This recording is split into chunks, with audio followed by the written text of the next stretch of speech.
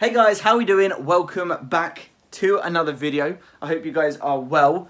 If you're in the UK, you should be feeling a little bit more positive, a bit more optimistic because lockdown is looking a little bit more hopeful. We have obviously now been given some preliminary dates where things are going to start opening up again. Gyms should be opening soon, and if you are like me and you do sports, you may well be able to return to your sport and to take up the sport that you love once more very soon. Fingers crossed, by the summer, everything should be a little bit more normal and everything should be a bit more open. Anyway, today's video, I thought that I would take you through a bit of a workout, something that I've been playing around with recently because home workouts for me personally have been getting a little bit dull. I am very limited to the equipment I've got here, and so you have to kind of be a bit more creative. And a few months ago, in like the last lockdown before Christmas, I bought myself a second-hand manual treadmill to just add a bit more variety to my workouts. And I did a video reviewing it, a video that's actually doing really well. If you haven't yet seen that, go and have a look. I'll pop a little banner up there as well as for you to look at. Go and see it. But I want to show you a couple of the things that I have done with the manual treadmill to, again, mix my cardio up and to make workouts a little bit more interesting and more dynamic. So that is today's video. If you are new to the channel, you know what to do. Hit that subscribe button, like this video if you find it helpful or useful or you're watching it now. Just click the like button, comment down below, and oh yeah, go and follow me over on Instagram. Yeah, right, let's get into the workout. I need to get changed. There we go, much better.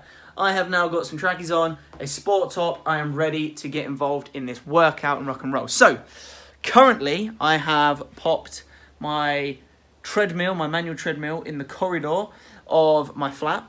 Then, in the spare bedroom, I've got the rest of my equipment. So, I've got the freestanding punch bag. I've got kettlebells and bands and dumbbells and door gyms and various other bits and bobs in here.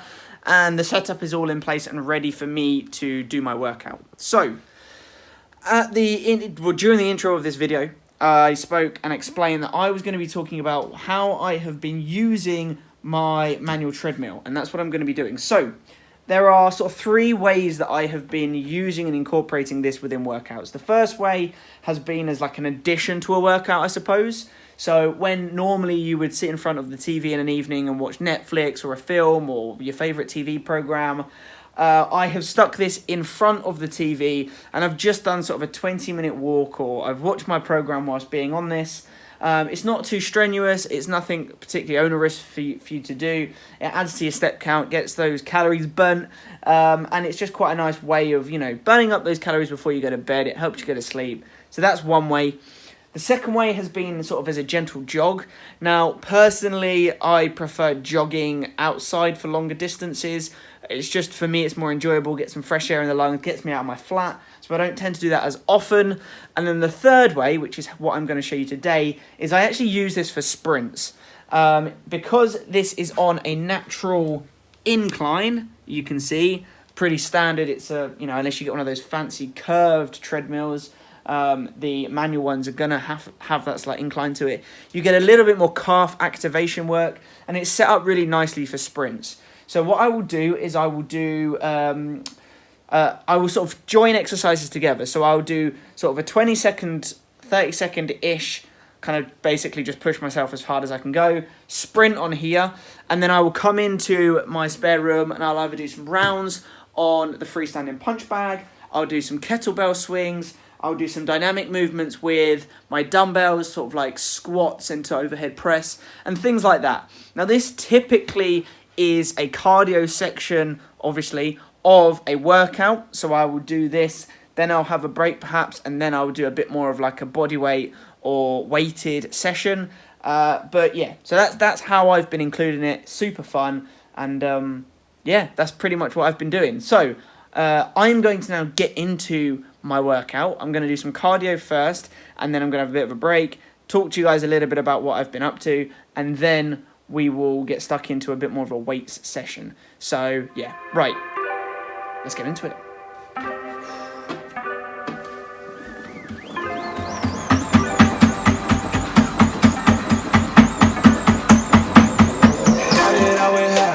Flipped it in a double.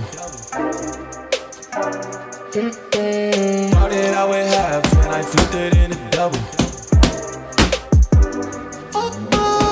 Said I'ma do it, gotta go.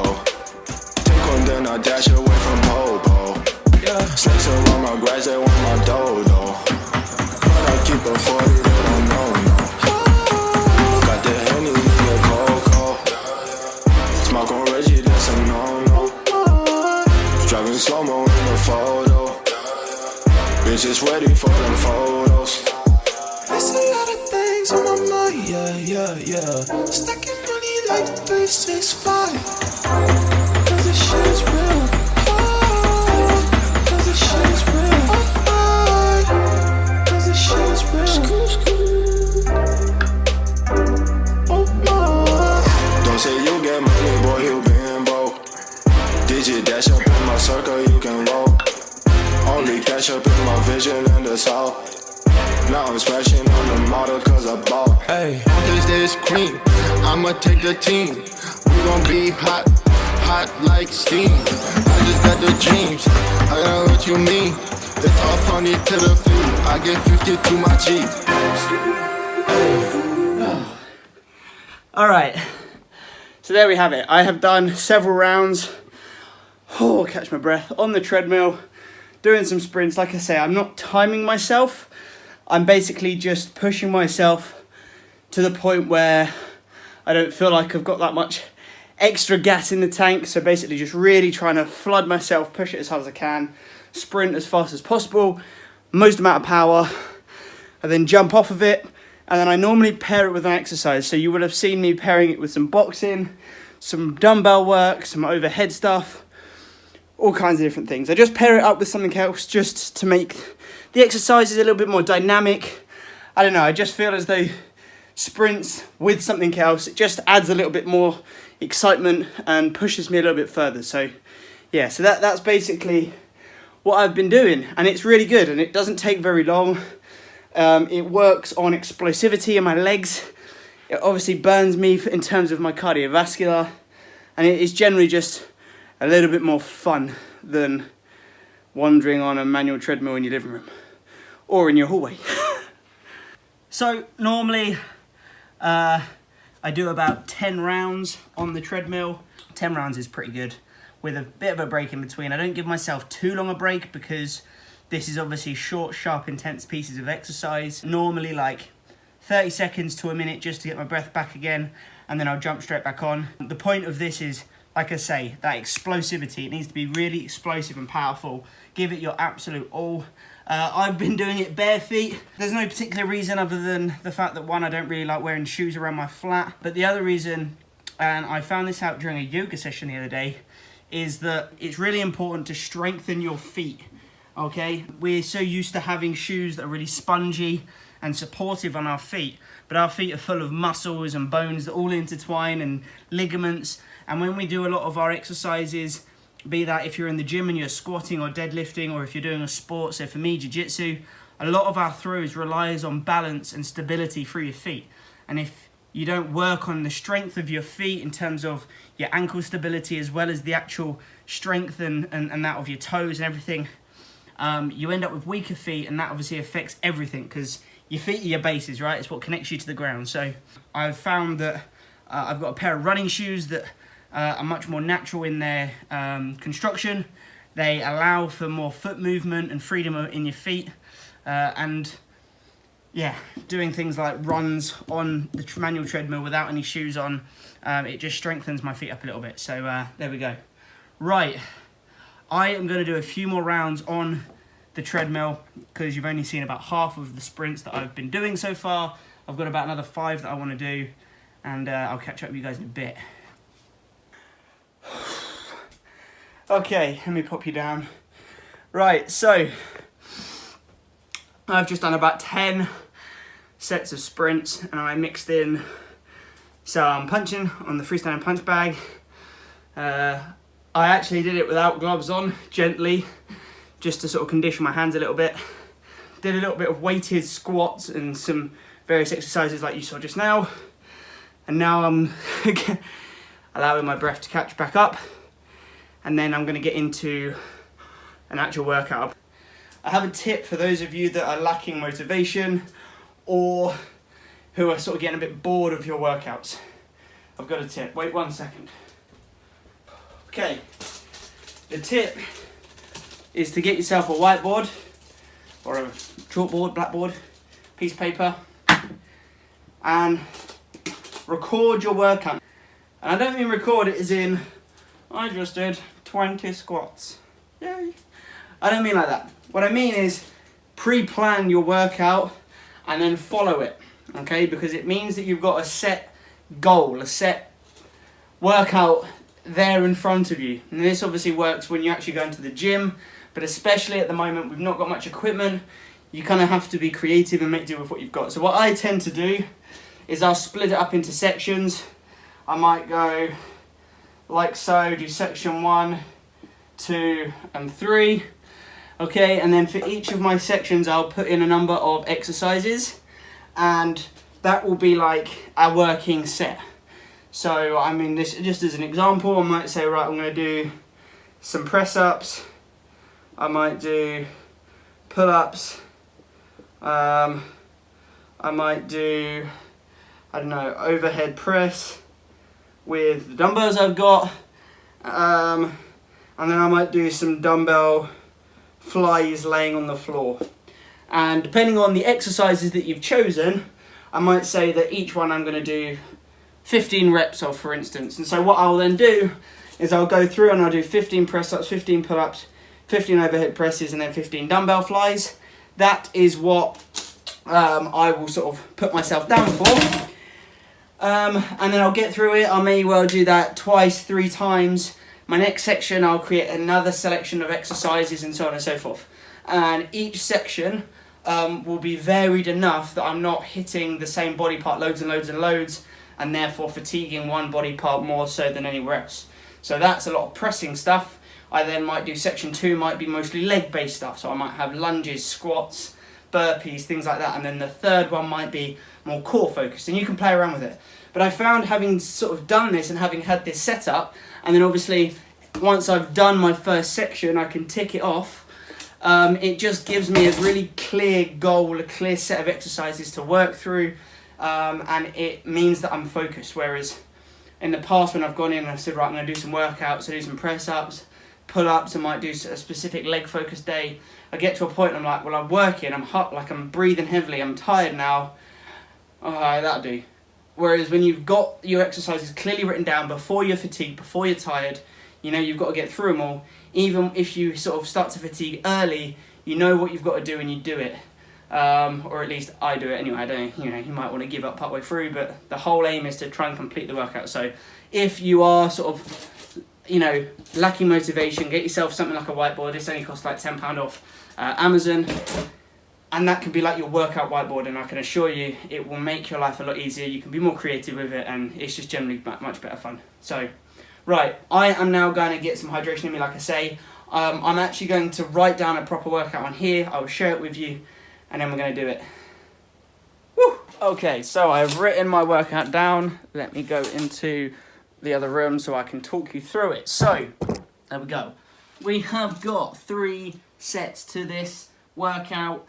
The 2 here, each exercise I'm going to do around between 10 and 15 reps. I'm not set a specific amount, I'm just going to feel out what feels good to me. First one, I've got lunges, press-ups, handstands and lat raises. Handstands, I'm going to get my door gym, I'm going to reverse it, and we're going to try and do some handstand push-ups. Again, I'm just going to, like I say, 10 to 15 handstand press-ups. I'm likely to get less than that.